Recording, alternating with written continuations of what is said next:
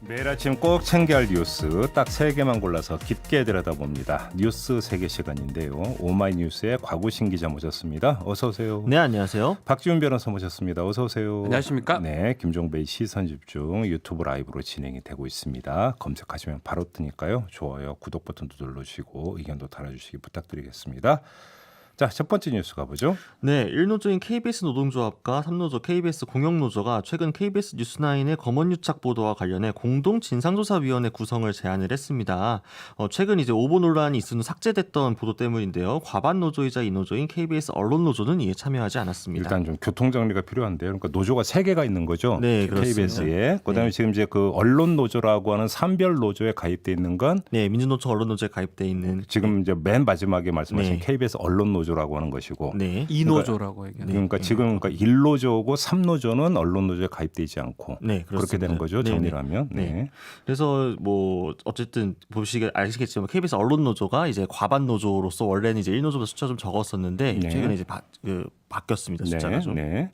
아무튼 그러면 지금 1노조와 3노조가 제기한 내용이 어떤 거예요? 그러니까 일단 이 1노조가 성명을 내고 공정방송위원회 사내에서 만든 이것과 별도로 이 검언유착 보도 참사의 진상을 파헤쳐서 국민께 사죄하는 공동진상조사위원회 구성을 다른 두 노조에 제안을 한다라고 밝혔습니다. 네. 그러면서 그 약칭이 권언유착 보도참사 공동진상조사위원회였습니다. 그리고 이제 검언유착 의혹이 아니라 권언유착에 좀 집중을 하자라는 이야기였는데요. 예. 회사와 보도본부가 이 당시 KBS 보도를 했던 이 기자가 이동재 전 채널A 기자와 한동훈 검사장이 나눈 대화 녹취를 직접 확인하지 않고 제3의 인물의 전원만을 듣고 단정적인 표현을 했다고 실토를 했다라면서 네. 이 무리한 보도를 당사자 반론 없이 강행한 까닭에 의문을 제기했는데 사측에서는 녹취록이 없다는 대답만 들었다라는 이야기였습니다. 예. 그리고 3노조는요? 그래서 같은 날 다시 성명을 내고 1노조의 이 진상조사의 구성 제안에 적극적으로 찬성한다라면서 이를 KBS판 검언유착 의혹 사건이라는 진실이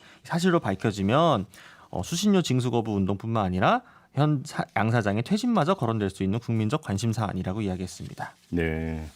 근데 아무튼 오보인 건 그 다음 날 바로 이제 그 맞죠. KBS 뉴스에서 사과. 정정까지 했으니까 오보는 사실이잖아요. 뭐 그렇습니다. 일단 원래 그 이전 보도에서 얘기했던 주요 내용들이 실제 녹취록에 나와 있지 않았던 것으로 드러나면서 네. 오보를 인정하고 삭제를 했죠. 그러니까 이제 자 그러면 이제 그 여기서부터는 좀 살펴야 되는 건데 오보임을 인정하고 KBS 9시 뉴스에서 이제 그걸 사과까지 했는데도 불구하고 이제 파장이 계속되고 있는 네. 거잖아요. 그 핵심은 이게 오보냐 아니냐보다 더 중요한 문제는 이 오보가 어떻게 나오게 됐는가가 더 중요한 문제다. 이런 판단인 거죠. 1노조나 3노조는. 그렇죠. 이노조 같은 경우는 뭐 오보인데 바로 신속하게 사과를 했기 때문에 이 부분에서 크게 문제를 안 삼는 뭐 그런 상황으로 지금 보이는데 네. 1노조하고 3노조가 지금 문제 삼는 부분은 이 취재원이 과연 어디서 나왔느냐. 네. 특히 이제 중앙지검의 어떤 수사 관계자가 했던 말을 확인도 하지 않고 했던 부분. 또 이거에 관해서 문제 제기를 하니까 관련된 녹취록 자체도 전혀 없다라고 했은 이 부분이 가장 문제라고 좀 지적하고 있는 상황입니다. 그러니까 지금 이제 뭐 조선일보나 중앙일보 같은 경우도 아주 이제 계속 이제 보도를 하던데 이제 내용이 서울중앙지검의 핵심 간부가 네. KBS 기자에게 이걸 흘렸고 그래서 KBS 기자가 그냥 이제 해서 보도를 했는데 그게 오보다 이런 거잖아요. 그렇죠. 간단히 이야기를 하면. 네. 근데 오늘 또 새로 나온 이야기가 있었죠. 보도가 이게 여권 인사도 또 연결돼 있다라는 보도가 오늘 나온 것이 있던데 보니까. 네, 그러니까 조선일보가 보도한 내용을 보면은 이제 네. 단순히 이제 그 검찰 측의 핵심 관계자만이 아니라 여권 인사도 개입한 의혹이 있다라는 식으로 보도를 했습니다. 근데 이제 기사 안을 살펴보게 되면서 구체적으로 어떤 여권 인사가 어떻게 개입했는지에 대해서는 사실 정황적인 것만 나와 있고 아주 디테일하게 설명이 되지 않았는데요. 다만 이 검찰 내부에서 네. 이러한 정보를 검찰 간부가 이 여권 인사가 전달한 걸 확인해 준 거다라는 식으로 이야기를 했다라는 거죠. 자, 우리가 여기서 좀 이제 그 체크 포인트가 좀 한 두 가지가 있는 것 같습니다. 네. 첫째, 만약에 서울중앙지검의 핵심 간부가 KBS 기자에게 그 사실이든 아니든 이 이야기를 한 것 자체는 부적절한 행위죠. 그렇죠. 왜 그러냐면 조국 국면에서부터 이제 계속 이야기가 나왔던 게 피의 사실은 공표하면 안 된다. 그래서 이제 공보 준칙까지 만든 것 아니겠습니까? 그렇죠. 수사 내용에 대해서 발표는 대변인을 통해서만 공식적으로 한다라고 하는 게 이제 그 공식 통로이고 나머지는 안 된다라고 했기 때문에 서울중앙지검 핵심 간부가 이 이야기를 했다면 그 자체로서는 그건 부적절한 행위다. 그러니까 지탄받아 마땅하다라고 하는 점 일단은 좀 하나를 좀 봐야 될 것 같고요.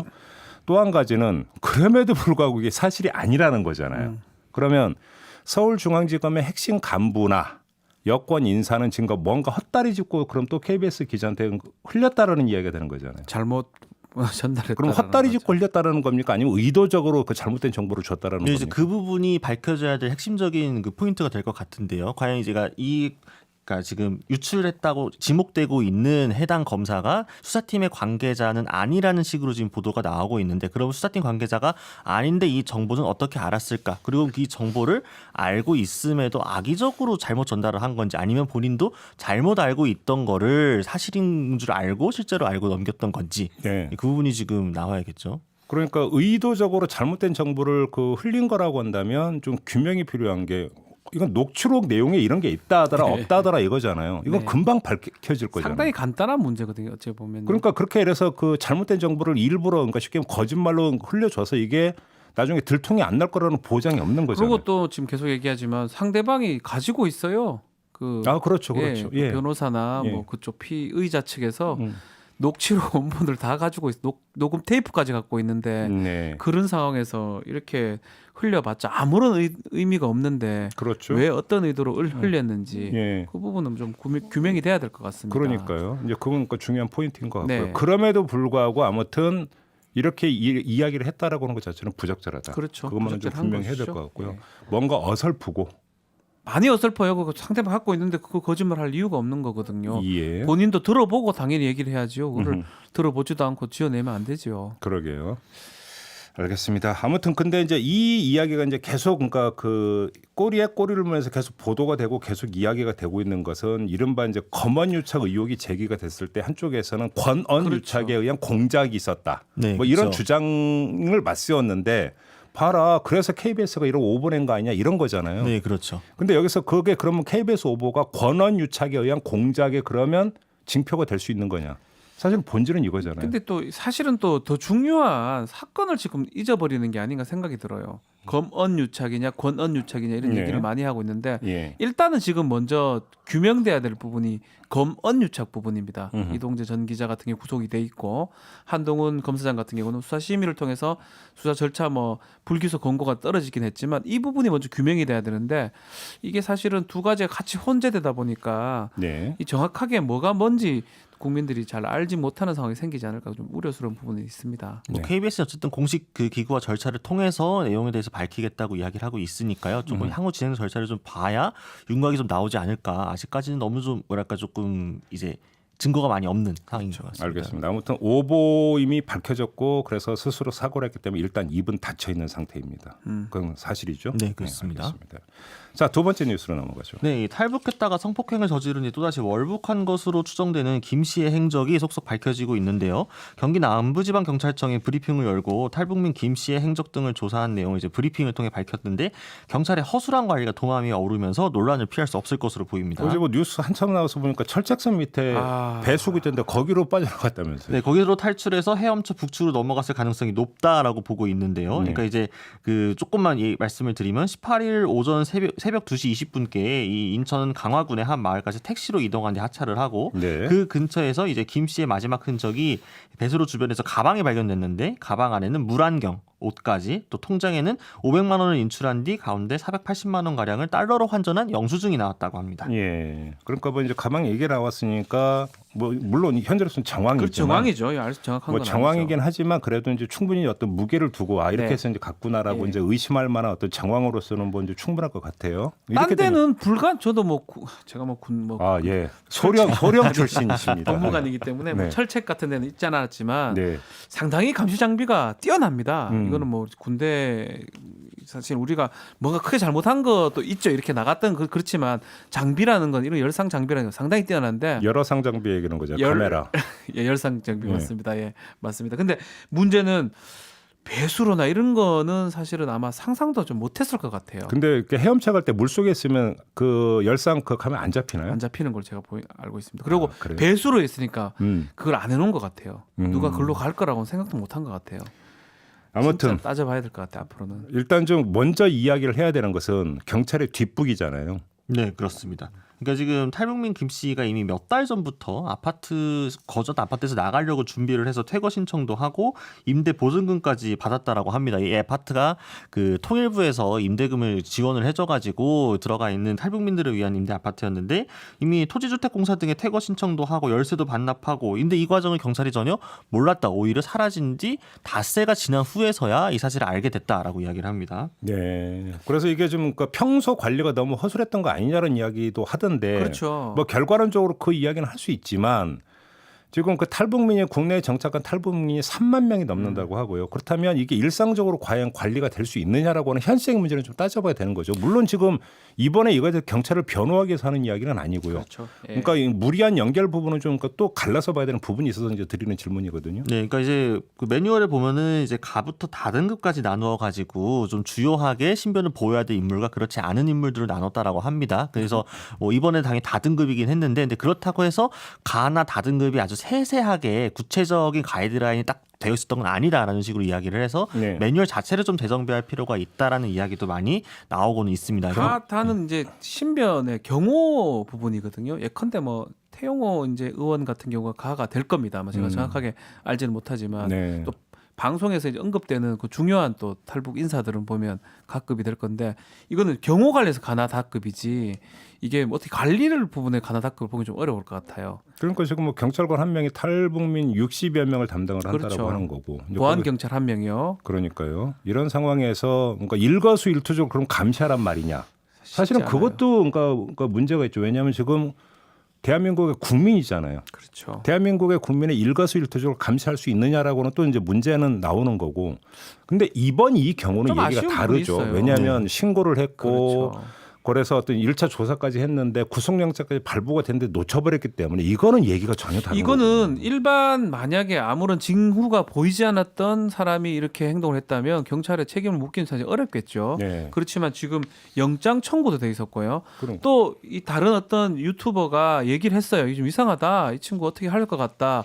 라고 정보를 전달받았는데도 뒤늦게 연락을 하고 아주 뒤늦게 늑장 대처를 했던 부분이 지금 드러나고 있기 때문에 아니 이건 그래서 뭐 이제 그러니까 경찰이 다시 월북할 것 같다는 그러니까 정보까지 접수가 받았잖아요. 됐는데 국정원이나 뭐 국방 이런 데고 전혀 협조가 안 당연히 됐다고. 얘기를 해야죠. 그게 좀 중요한 얘기고 그리고 충분히 이해가 되는 게 영장이 청구가 됐다면 누구도 그런 그 선택을 할 수가 있는 거거든요. 이번 건은 경찰이 입이 10개라도 할 말이 없는 거고요. 그러니까 원래는 그러니까 이런 사건이 없었다고 하더라도 한 달에 한 번 정도는 직접 만나거나 전화를 통해서 확인을 해야 되는데 그 부분도 이제 물론 경찰 측의 입장은 코로나19 등이 겹치면서 직접 만나 관리하기 어려웠다라고 이야기는 합니다만 전화도 제대로 되지 않았던 것 같고 그러면서 이제 결국 경찰청장 차원에서 이외에 늑장 보고가 이루어졌는지에 대한 감찰 지시까지 나온 상황이거든요. 감찰해야죠. 네. 이건 감찰할 감찰해야 사안이라고 됩니다. 봐야 네. 됩니다. 알겠습니다. 자 마지막 뉴스로 넘어가죠. 네, 임대 세입자를 보호하기 위해 임대차 3법 중 전월세 상한제, 계약갱신 청구권제가 포함된 이 주택임대차 보호법 개정안이 국회 법제사법위원회에 상정됐습니다. 추미애 법무부 장관이 어제 법사위 전체 회의에서 이 정부가 추진 중인 임대차 3법의 윤곽을 설명을 했는데요. 오는 그러니까 4달 4일이죠. 예정된 국회 본회의에서 통과하는 것이 목표입니다. 핵심이 이제 2+2하고 5% 이거죠. 네, 그렇습니다. 이제 임대료 상승폭을 기존 임대료 5%를 넘지 않게 하는 것, 그리고 이제 다만 이제 5%를 기준으로 해서 지자체가 원할 경우에 좀 조율할 수 있는 정도로 하기로 했고요. 이제 계약갱신 청구권은 이제 뭐 6년까지 하느냐 아니면은 뭐 횟수 제한 없이 하느냐 이야기가 있었지만 처음 시행하는 거를 좀 감안을 해서 1회 추가 계약하는 2+2 4년 보장 정도로 정리가 보통 이제 됐습니다. 전세 계약을 2년으로 2년 하니까 하죠. 먼저 2년 하고 그다음에 그래서 뭐 집주인 내가 들어와 살래 뭐 이런 게 아니면 네, 뭐 그러니까 세입자가 원하면 2년을 그러니까 더 연장을 하도록 한다 이거잖아요. 네, 그렇습니다. 그렇죠. 지금 이제 핵심 문제는 이제 이게 그 소급 적용 이 문제 아닌가요? 네, 그렇습니다. 지금 이제 어쨌든 계약갱신 청구권제도 그렇고 임대료 상승 같은 경우에도 그렇고 정부에서는 소급 입법이 가급적 가능하던 방향으로 추진을 하기로 했습니다. 이미 그 상가 임대차 보호에서도 소급 입법을 적용을 했는데 큰 무리가 없다라는 판단하에 적용이 된 것 같고요. 네. 만약 소급 입법이 안 된다고 하면 현재 그 계약하고 있는 세입자들이나 시행되기 전까지 하는 세입자들이 상당히 큰 피해를 볼 수 있고 한꺼번에 좀 임대료가 폭등할 수 있는 가능성이 있기 때문에 네. 어쨌든 소급 입법하는 방향으로 될 것 같습니다. 박준 변호사 어떻게 봐야 되는 일단은 겁니까? 소급 입법은 기본적으로 우리 헌법이나 법 체계상 좀 별로 안 좋아하고 안 된다 그런 게 원래는 일반적입니다. 안 되는 거 아니에요? 형벌법규는 아예 소급 입법을 안 하는 걸로 돼 있고요. 형벌법규. 예. 근데 이제 좀 다르죠. 재산권 관련된 요건 또 다릅니까? 법률은 예. 이 공공 질서라든지 사회 어떤 그런 거에 관련해서 음. 제한이 많이 가능하도록 많이 헌법 규정이 되어 있습니다. 네. 특히 이제 사실 이거 제한하는 거는 임대인, 집주인의 어떤 권리를 지금 제한하는 상황이거든요. 음흠. 소급을 하기 때문에. 네. 근데 재산권 행사 조항이고 그게 공공복리하고 많이 관계가 있기 때문에 일단은 헌법 위반 사안이 될 가능성은 좀 적어 보이는데 제 개인적으로는요. 그래서 상가 임대차 보호법도 그래서 별 문제 없이 넘어갔고 다만 지금 헌법 소원을 할 것 같긴 해요. 네. 할 것 같긴 한데 예. 판단을 이제 받을 때는 논란은 좀 될 거로 생각이 좀 듭니다. 이게 이제 소급 입법을 검토하는 것이 예를 들어서 아직은 이제 법이 통과가 안 됐으니까 네, 그렇죠. 지금 만약에 전월세 계약을 맺는데 그럼 집주인 입장에서는 이게 법이 통과가 되면 5% 이상 못 올려 받으니까 그렇죠. 이번에 이렇게 왕창 올려놓고 하면 그렇게 해버리죠. 이제 네, 미리 이걸 올리니까. 우려하기 때문에 소급 입법을 이제 검토하고 차라리 있는 거다. 예, 오히려 그게 이제 공공복리에 맞거든요. 네. 사실은 그럼 왕창 올려놓고 하면 예. 법 취지를 탈법하는 모양새 될 수가 있기 때문에 예. 그래서 소급 입법을 한다는 건데 예. 일단은 헌법적 논란 될 걸로 생각이 좀 듭니다. 그렇다고 이제 문제는 이게 또 소급 적용을 안 해버리면 바로 조금 전에 얘기했던 그런 편법. 그렇죠. 그게 문제죠. 이 꼼수가 이제 또 난립할 수 네. 있다라고. 그래서 결국은 또 오히려 이제 그 세입자에게 피해가 고스란히 간다라고 하는 문제가 그렇죠. 있는 것이고. 그죠? 네, 그렇습니다. 그렇기 때문에 그러니까 어제 SBS가 보도한 내용을 보게 되면은 이제 특히나 임대료 같은 경우에는 5% 이상을 한꺼번에 올렸다고 하더라도 시행 전에 네. 시행 후 5%로 제한이 걸리게 되기 때문에 그 차액에 대해서는 세입자가 청구해서 받을 수 있는 방향으로 하겠다. 뭐 이런 식으로 얘기가 나오고 있습니다. 다른 거는 몰라도 재산권 관련해서는요. 상당히 이제 헌법상도 제한을 둘 수가 있습니다. 근데 현실적으로 세입자가 당신이 많이 올려받았으니까 토해내. 집주인한테. 그럼 집주인이 네 하고 갖다 줄까요? 그러진 않을 것 현실적으로. 같습니다. 네. 그러진 않을 것 같습니다. 그러니까 그래서 그렇죠. 새빵새를 오래 해본 입장에서. 네. 법을 만들면서 약간은 어쩌면 무리할 수밖에 없는 게 이런 어떤 부작용도 생각을 해야 되는 거거든요. 네.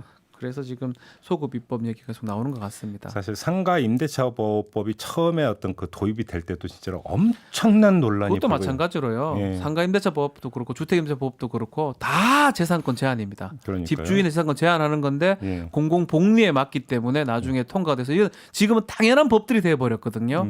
그렇기 때문에 헌법적 논란은 있지만 이게 위헌이 전 되지는 않을 것이다 이렇게 네. 생각이 듭니다. 알겠습니다. 이제 그 저희도 이제 방송에서 몇 번 그런 이야기를 전해드린 바 있는데 베를린이나 이런 데 같은 경우는 이제 그 우리로 치면 월세가 너무 폭등을 하니까 네. 시장이 아예 이제 그 행정가로 발동을 해서 맞습니다. 인상 금지, 아예 끊어버렸죠. 딱 나가버리는 아예. 예. 이런 경우도 있었다라는 외신도 전해드린 바가 있었습니다. 근데 뭐 사실 계약갱신을 청구할 수 있는 권리를 세입자한테 주고 또 이제 만약에 그 집주인이 실거주하는 목적으로 들어가는 경우에는 거부권을 행사할 수 있게 하고 근데 또 만약에 그 거부권을 행사하는 것이 거짓이 들통나게 되면은 또 이에 대한 손해배상을 청구할 수 있도록 세입자를 보호하는 식으로 그렇죠. 상당히 좀 오래전부터 고려가 되었던 제도이기 때문에 설계는 나름 잘 되지 않았나 이렇게 거짓말이라고 하는 게 이제 내가 들어가 살 거니까 방 빼세요 했는데 그래놓고 나중에 보니까 아니더라. 네, 이런 거 그거죠. 얘기하는 네, 거잖아요. 그거죠. 이때는 손해배상 청구할 수 있다 이런 거죠. 네, 그렇습니다. 알겠습니다. 자, 뉴스 세계 이렇게 마무리하죠. 곽우신 기자, 박지훈 변호사였습니다. 고맙습니다. 감사합니다. 감사합니다.